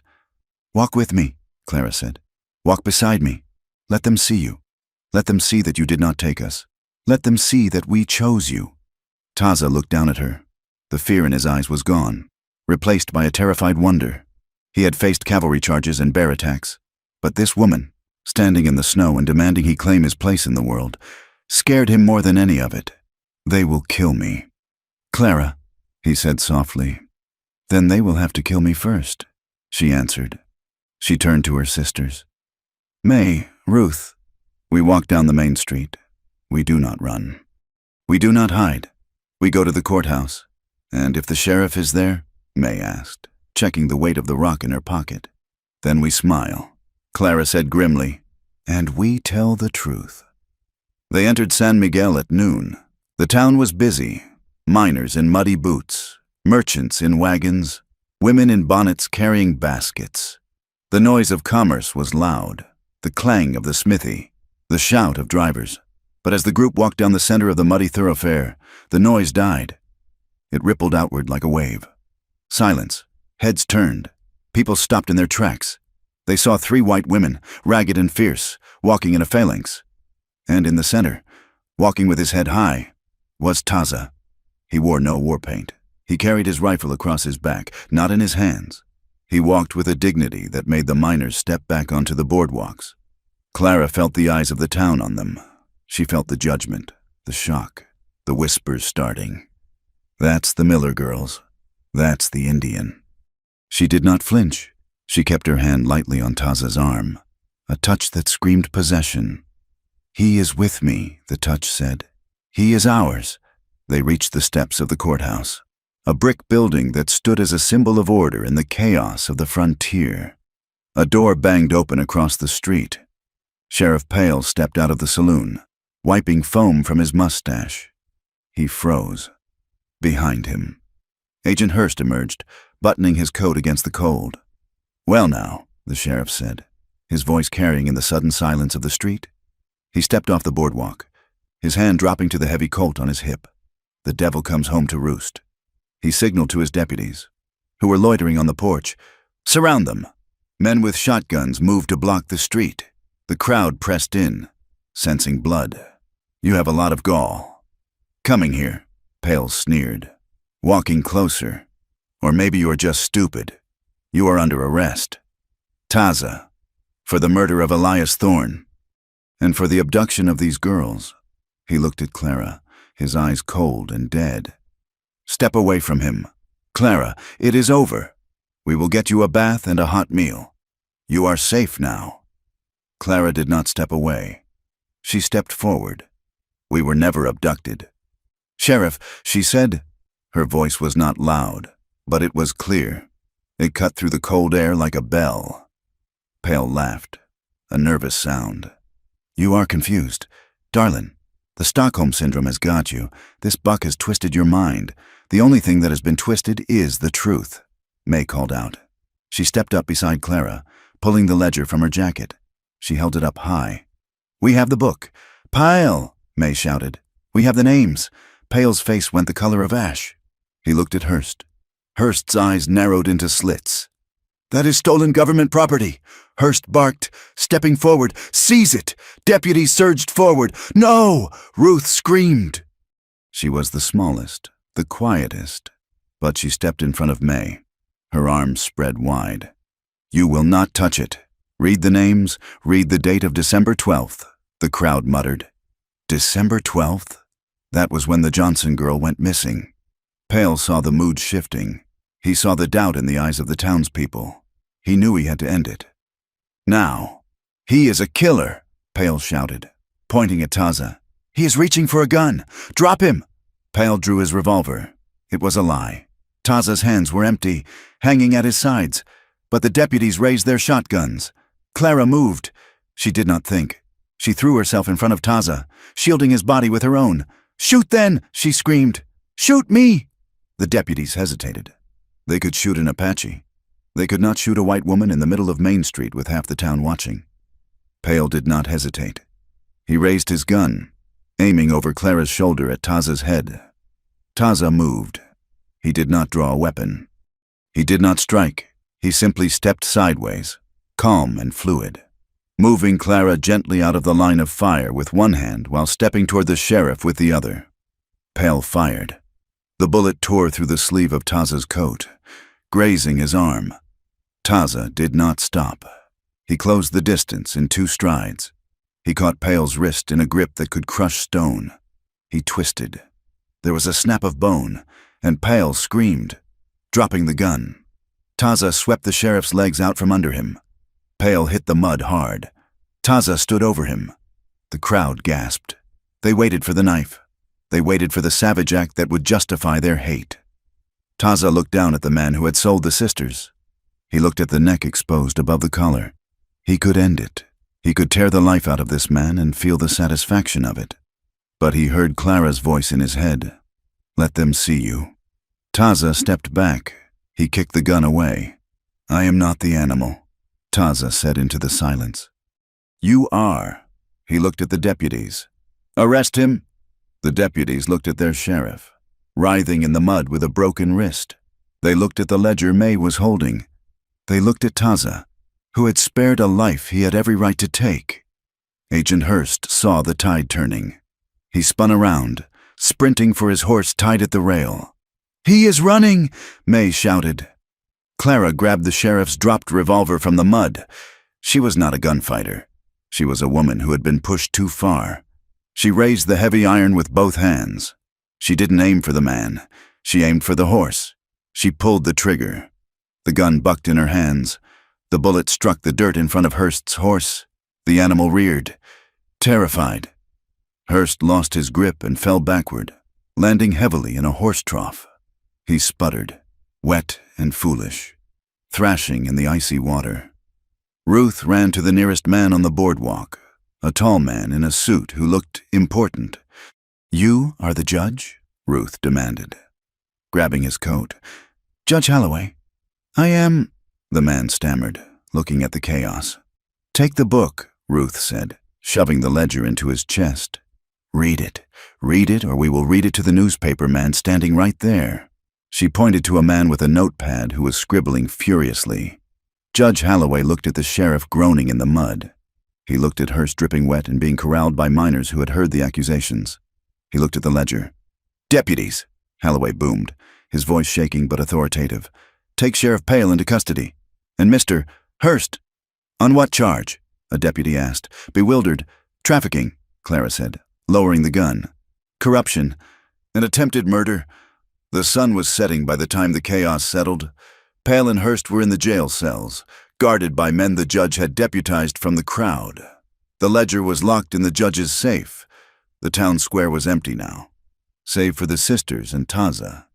They sat on the steps of the courthouse. The adrenaline was fading, leaving them shaking and cold. It is done, May whispered. She leaned her head on Clara's shoulder. We did it. Clara looked at her hands. They were still stained with the mud from the street. It is not done, Taza said. He was standing a few feet away, watching the shadows lengthen. He looked at the windows of the town. People were watching. They arrested the sheriff. Clara said, yes, Taza said, but the sheriff has friends. The agent has friends in Washington. And the town, they saw an Apache humiliate a white man. They will not forgive that. He looked at Clara. You are safe now. The judge will protect you. You are heroes. And you? Clara asked. I am still an Indian, Taza said. He turned to walk away, toward the edge of town where the darkness waited. Clara stood up. "Where are you going?" "To the mountains," Taza said, "before the sun rises and the hate wakes up." Clara ran down the steps. She caught up to him in the middle of the street. "Take me with you," she said. Taza stopped. He looked at her, his face pained. "Clara, you fought for a home. You fought to be safe. You have that now. You can live here. You can be normal." "Normal?" Clara laughed, a sound that was half sob. "Normal is a town that watched us starve for years. Normal is a sheriff who sells girls. I do not want normal." "Taza," she reached out and touched his chest, over the heart that beat beneath the buckskin. "I want real. You are the only real thing I have found."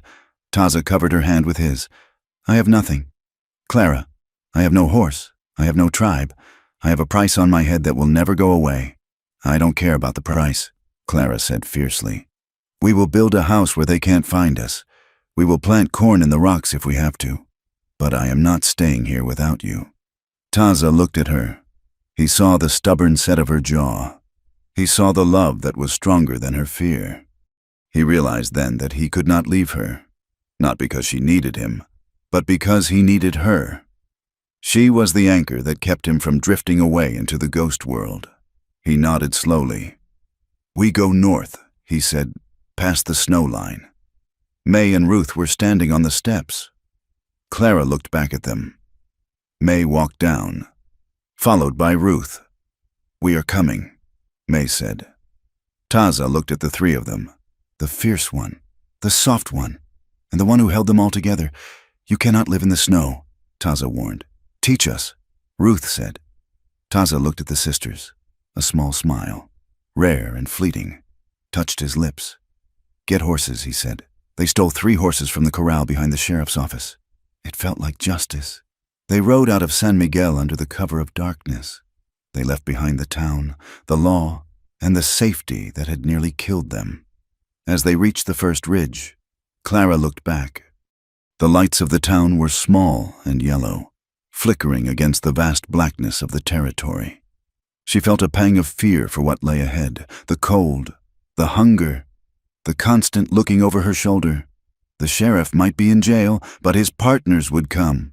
The army would come. The world would not forgive them for winning. But then she looked beside her. Taza was riding close, his leg brushing hers. He reached out and took her hand in the dark. Clara squeezed back. She wasn't safe. She wasn't clean, but for the first time in her life, she was free.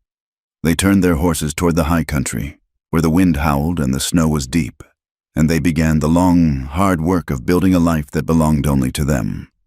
The victory at San Miguel did not taste like sweet wine. It tasted like cold ash and iron. The adrenaline that had carried Clara, May, and Ruth through the snow and the gunfire faded, leaving behind a profound and aching hollowness. The body remembers what the mind tries to forget, and for weeks after the arrest of Sheriff Pale and Agent Hurst, the sisters woke screaming. They flinched at the sound of a door slamming. They ate their food with the frantic speed of starving dogs, protecting their plates with curved arms.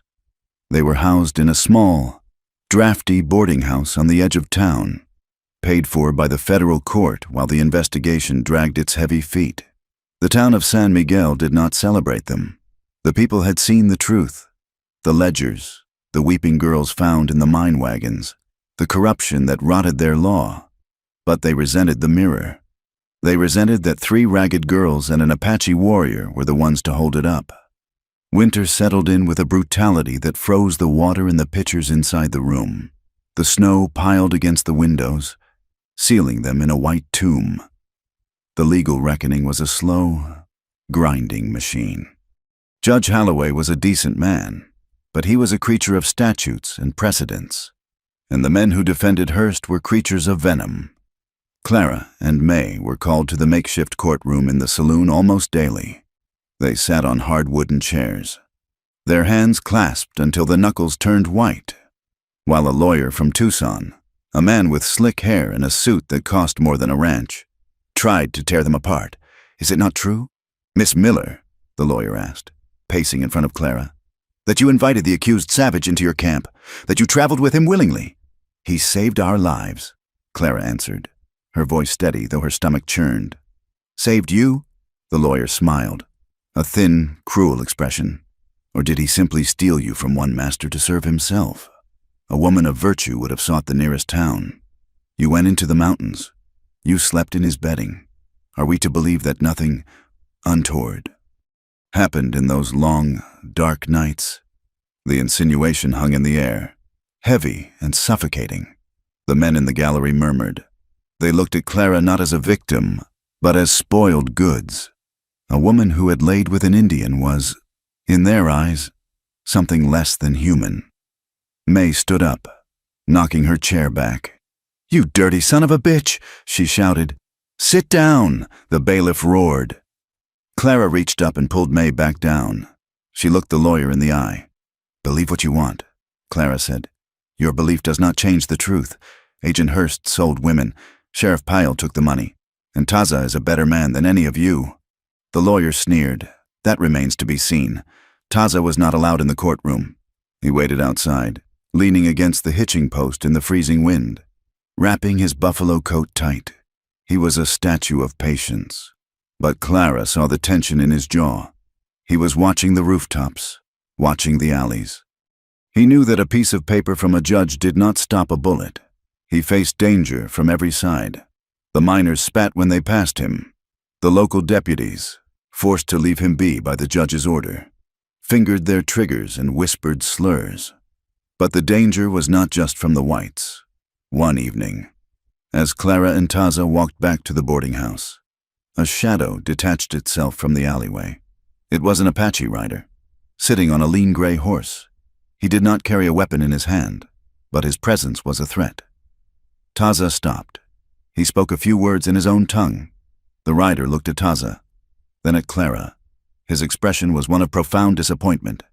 He said something sharp, a single sentence that sounded like a stone cracking, and then turned his horse and vanished into the dusk. What did he say? Clara asked. Shivering, he said, I am dead. Taza replied quietly. He said, I have walked into the fire and I can never come back to the cool water. He meant you are exiled. Clara realized. I was exiled a long time ago. Taza said, now, I am just forgotten. He looked at her. It is a dangerous thing. Clara, to be nothing. You are not nothing, Clara said fiercely. To them, I am, and to your people, I am a monster. I stand in the middle of the river, and both banks are burning. Despite the bleakness, there were glimmers of light. They were small, like candles in a cavern, but they kept the sisters from breaking. A federal marshal named Davies arrived from Tucson to oversee the prisoner transfer. He was a hard man with a face like a dried apple, but he tipped his hat to Clara and called her ma'am. He refused the cigars offered by the defense lawyers. He sat with the sisters and took their statements with a quiet respect that made Ruth cry. You did a brave thing, Davies told them. A hard thing. Most men would have broken. And there was Mrs. Gable, the widow who ran the bakery. When the town grocer refused to sell to Clara, claiming he was out of stock, Mrs. Gable knocked on the boarding house door after dark. She held a basket covered with a cloth, fresh bread, a jar of preserves, and a small sack of coffee. My daughter is 12. Mrs. Gable whispered, pressing the basket into Ruth's hands. Just take it, please. And there was the boy, a street urchin, no older than 8, who found Taza cleaning his rifle on the porch. The boy didn't run. He walked up and touched the fringe of Taza's leggings. Are you a chief? The boy asked. No, Taza said. Just a man. My PA says you are a tiger. The boy said. Taza looked at the boy, his dark eyes softening. Tigers are in books. I'm just cold. The boy smiled and handed Taza a marble, a swirl of blue glass. Keep it, the boy said, for luck. Taza kept it. He carried it in his pocket next to his cartridges. As the weeks turned into months, the trial concluded. Hurst was sentenced to 20 years in Yuma. Pale was given 15. It was justice, of a sort, though it felt small compared to the terror they had endured. But the end of the trial meant the end of their protection. Judge Holloway called them into his chambers. "The trial is over," he said, shuffling papers. "The federal funds for your housing end on Friday. And I must be honest with you. San Miguel is not a place where you will thrive. There is too much history here, too much bad blood." "We know," Clara said. "You should go to St. Louis," the judge suggested. "Or Denver. Start over where no one knows the name Miller." "We are not going to a city," Clara said. "We are done with cities." She walked out of the courthouse and found Taza. He was watching the mountains to the north, where the snow was beginning to recede, revealing the dark iron of the rock. "We have to choose," Clara said. "I have chosen." Taza said, "I stay with you." "No," Clara said. "I mean we have to choose where we live. We cannot stay here. They will burn us out in a month." "There is a place," Taza said. 3 days' ride north. Lost Creek. There is water even in the drought. The wind is blocked by the canyon wall. It is hard country. The soil is rocky. Is it empty?" Clara asked. "It is empty because it is hard." Taza said, "No one wants it." "Then we want it." Clara said, "They use the reward money, $500 for the capture of the traffickers, paid grudgingly by the territory, to buy a wagon, 2 mules, and supplies. They bought saws, hammers, nails, sacks of seed, and a new rifle for May. The departure was not a parade. They left at dawn, the wagon wheels creaking in the frozen mud. No one came to wave goodbye. Ruth did not come with them. It had been the hardest conversation of Clara's life.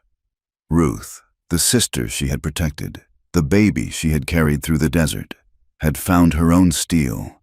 She had spent the winter helping the local doctor, a drunkard with shaking hands but a brilliant mind. Ruth had cleaned his instruments, boiled his bandages, and learned to stitch flesh. "I have to stay." "Clara," Ruth had said, standing in the empty room of the boarding house. "Doctor, Aris is going to teach me. He says I have the hands for it.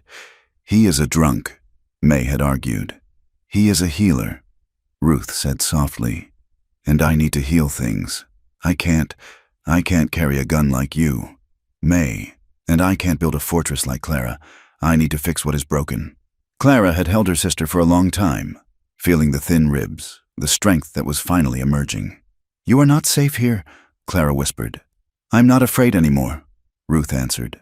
"I will come to Lost Creek in the summer, when the pass is clear, but this is my path." So the wagon rolled out with only Clara, May, and Taza. They built the homestead with their own hands. Lost Creek was a slash of green in a landscape of brown and gray. Taza was right. The soil was rocky, and the work was back-breaking. For 3 months, they lived in a canvas tent while they felled trees and dragged stones. May became the guardian. She did not take to the plow or the hammer. She took to the perimeter. She hunted for their meat, bringing down elk and turkey. She patrolled the ridgeline, her eyes constantly scanning the horizon.